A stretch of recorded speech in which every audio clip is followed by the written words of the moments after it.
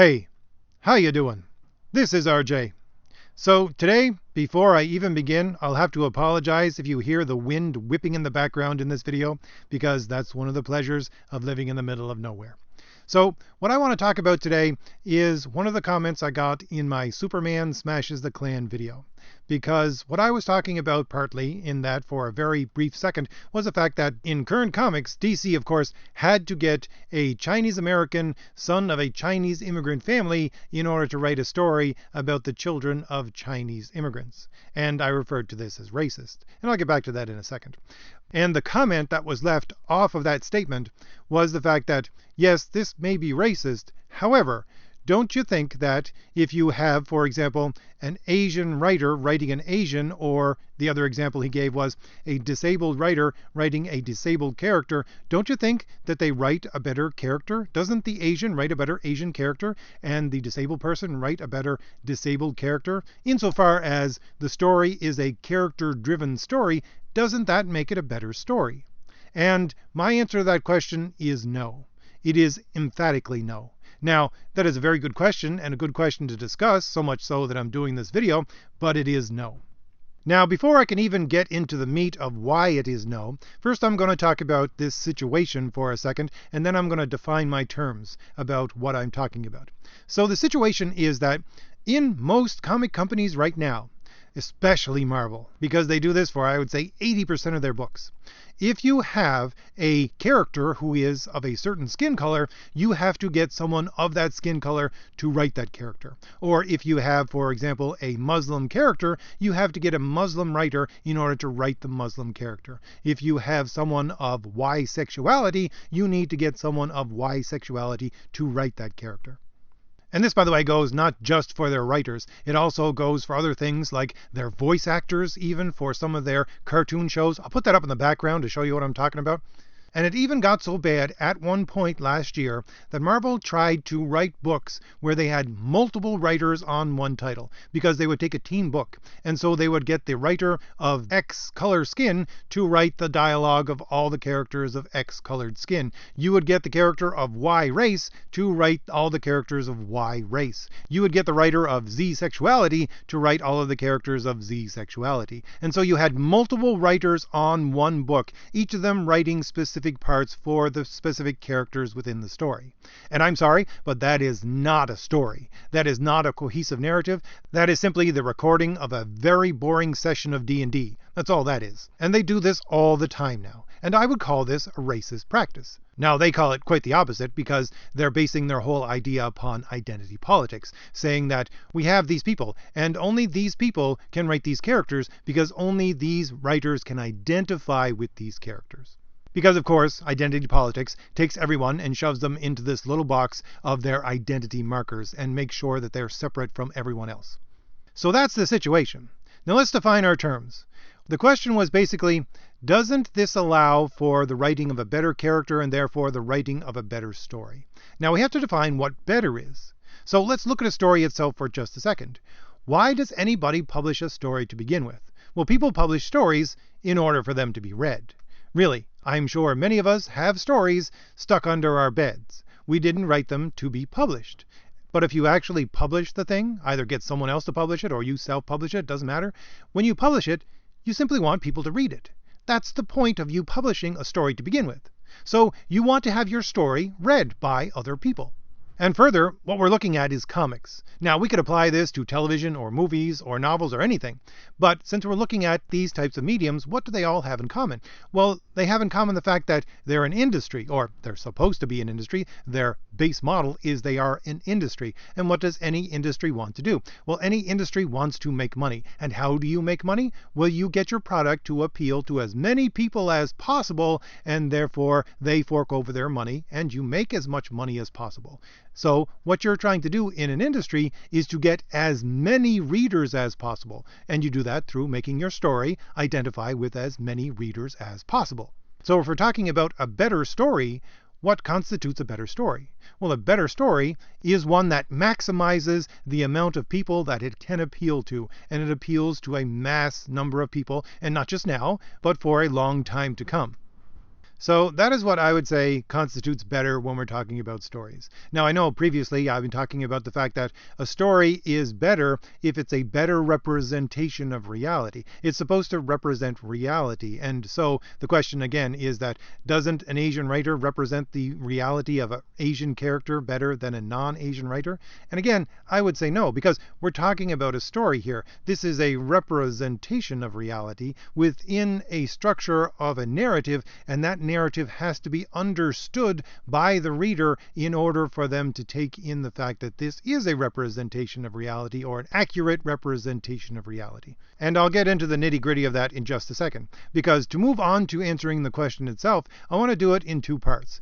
First, as concerns a setting, and secondly, as concerns your characters. Now, I would say, I fully admit that if you wanted to get a really close feel to a place and a setting in your story, if you wanted to, say, set your story in China or New York, you would get someone from China or New York to write the story, and they would most probably do a better job than someone who's not from those places in order to write the story. But the question again becomes, does that make it a better story? Because yes, they would be able to represent the reality of those places better than someone who's not from those places, but again, does it make it a better story? Now, historically, that may have made a better story, but within current publishing that's been going on for, at least 100 years now, I would say, you want to get an audience. And again, that audience is for an industry and therefore is to make money, so you're looking at a mass audience when you're talking about comics, or again, movies or television or novels. And when you're looking at it in those terms, you have to have a very delicate balance between your story being the most accurate representation of reality there is, and the ability of the readers to connect with the story. Especially if we're talking about setting, because not everybody knows every setting. And the thing is that, again, if you wanted to get someone from mainland China to write a story that is set in mainland China, and you want it to be distinctly that place, well, the thing is that in doing so, the more you make it distinctly that place, the less people you're going to be able to have your story appeal to, and the less the number of readers you're actually going to get to read your story. I mean, if you wrote a story about your neighborhood and expected everybody to know where every bench was, where all your neighbors lived, and what the view looked outside your window, of course, not a lot of people are going to connect with that story, and you're going to drive a lot of people away, unless, of course, you take an entire section of your story to try to explain all of these things, and really, that makes it a boring story. So the point is, with setting, what you really need to do is make your setting as general as possible so it appeals to as many readers as possible, while at the same time using enough earmarks from the specific place that you want to put it in for your reader to understand that this is position A, and when we move from position A to position B, you're in a different location, and you know so by the change of the earmarks of this place. So again, your place needs to be as general as possible so that as many people as possible can identify with it, but as specific as possible with these certain traits so that they can understand the difference between place A and place B.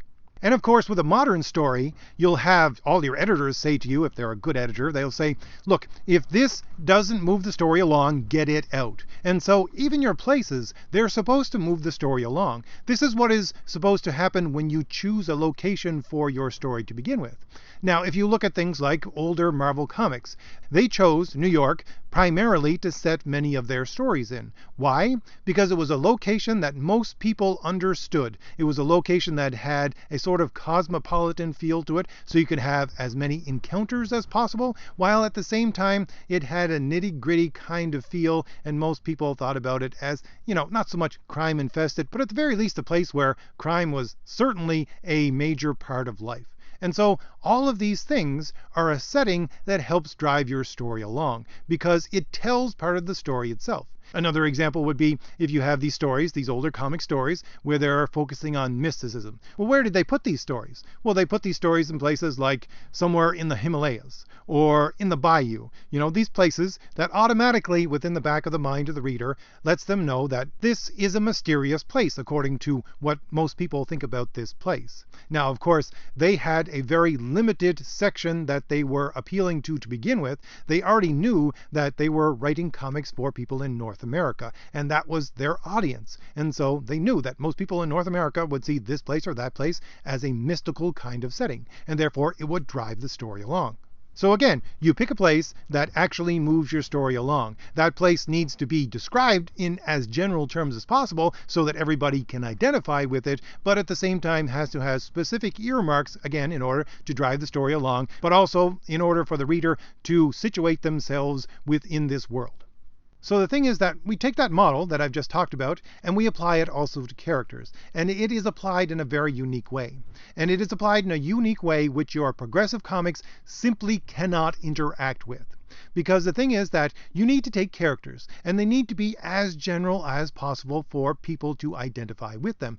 But again, they have to have enough characteristics, enough specific characteristics, so that people understand that character A is character A and character B is character B, and you don't have to second guess yourself every time you read a section of dialogue to see who actually said it. You know it from the fact that these are the characteristics that character A portrays, but that character A is still general enough in his humanity that you can identify with them. And the thing is that the way traditional stories have done that, have given you that general for the person, and when I say traditionally, I would say for, 3,000 years within Western civilization, the way that they have done that is to make your character based upon his humanity. That is to say, based upon human nature. So when his human nature is the basis of that character, that means that everybody conceivably can identify with this character.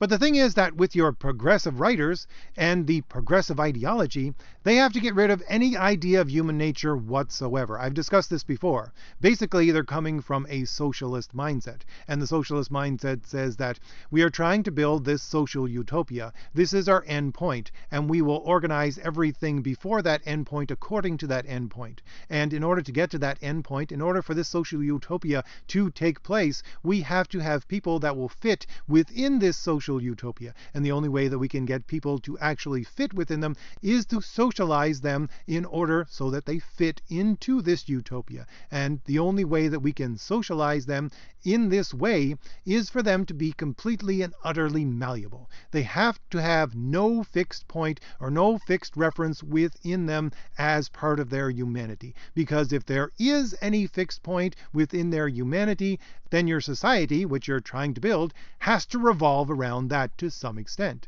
But everything has to revolve around the society in their ideology. Therefore, there can be no fixed point within their ideology within any human being. And therefore, they have to get rid of any and every reference or notion of human nature whatsoever. Because human nature says that there is fixed points within every human being that every human being shares. And again, as a writer, this is what you focus on. You take this human nature and you make it the basis of all of your characters. If you wish your story to do well, if you wish to get as many people as possible to read your story, if you wish as many people as possible to identify with your story, then this is what you have to do. Because the thing is that if you take a character and you're saying that this is what human nature is, and you actually get it right, you understand that this is what human nature is, if you're using something that is true, then the basis of each of your characters is something, conceivably, that every last human being who ever lived or ever will live can identify with. Because, of course, they have that same fixed point of reference within themselves, and they can connect that fixed point of reference within themselves within the fixed point of reference within the character, and therefore they can identify with these characters. And briefly, I forgot to mention, the whole quote-unquote progressive idea that mankind has no fixed human nature at all is a self-contradictory proposition. It actually falls under its own weight. Because if you state that mankind has no fixed nature whatsoever, well, that is a declaration that what you have just said is the fixed nature of mankind, that they have no fixed nature, and therefore you are fixing already something within humankind, and it becomes the nature of a human being to be something that is completely malleable, and because that becomes your fixed point, things have to start revolving around it. And why I wanted to bring that up was because of the fact that their idea that there is no human nature is already fundamentally irrational. And since it's irrational, and there has to be something which is fixed within human beings, even if it's the simple term that we have no fixed nature, and that becomes the fixed nature, then that is the reality of a human being. And of course, we go back to what our story is supposed to be. It's supposed to be a representation of reality. And if you're taking characters which are the driving force behind your story, and already you're basing them on something that isn't real, well, automatically you're not going to have a good story. Because your story is supposed to be a representation of reality, and that just balloons outwards to the fact that no one, or at the very least very few people, can identify with these characters because there's really no fixed point. And they do this by, I would say, a bastardized version of Nietzschean dynamism, where everything is in constant flux and constant motion. And what does this leave you with? Well, this leaves you with a story where you have characters where you can interchange their dialogue from one character to another, because you can't actually identify what the fixed nature or even the characteristics of this character are. So what does this whole mess of progressivism leave you with? Well, it leaves you with stories that nobody, or at the very least very few people, can actually identify with. Only those people of that skin color, or that race, or that religion, or that sexuality, which is exactly what companies like Marvel are going for. You have all these comic pros saying, look, this book isn't for you. Stop reading it. I don't want you as part of my reader base. Why? Because you don't have this skin color, and therefore you can't understand what's going on within the story, therefore go away. And of course, if we're looking at all of these things together, you're making stories that are for no one or only a very few people. And we've seen this fail spectacularly for Marvel in their attempt to sell these to people. So these characters and these stories will be forgotten very soon because they identify with very few people. And those people that they do identify with are in this very specific fixed location of the here and now. So to get back to the original question, doesn't an Asian writer write a better Asian character? And doesn't a disabled writer write a better disabled character? And doesn't that make it a better story as much as it is a character-driven story? Again, I would say no.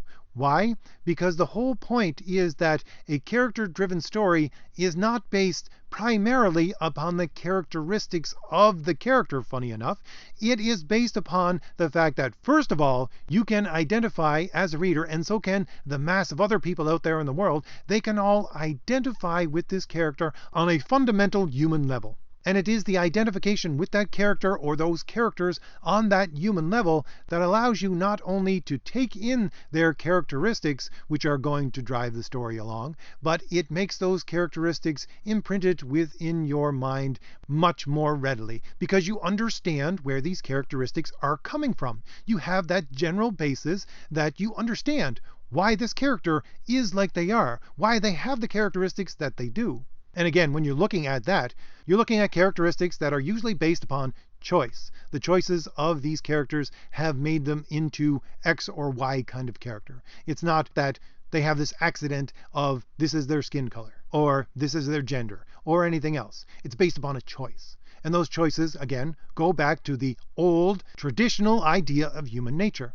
And so can an Asian writer write a better Asian character? Well, only so far as they can first take that general basis of what a character needs to do in order to connect with its audience, and then build upon it specific characteristics that can be connected back to that human nature, and further, those characteristics have to drive the story along. But the thing is that this is what any good writer needs to do in order to make their story great.